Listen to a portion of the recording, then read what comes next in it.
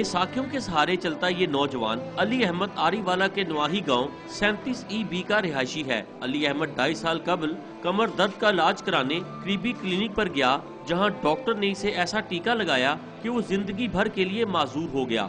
इसने अपने साथ होने वाली ज्यादती के खिलाफ अदालत से रुजू किया, लेकिन इंसाफ इसके लिए एक ख्वाब बन गया। 2-2.5 साल पहले कमर में दर्द हुआ, डॉक्टर इससे टीका लगाया।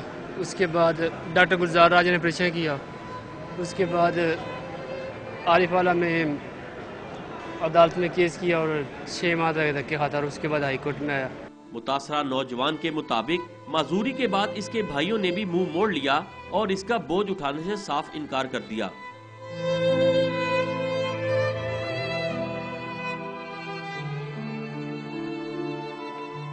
डॉक्टर की मुबैना गफलत के बाइस माजूर होने वाले नौजवान ने chief justice Lahore high court से इंसाफ और किसी दर्द दिल रखने वाले शख्स से इलाज करवाने की अपील की है।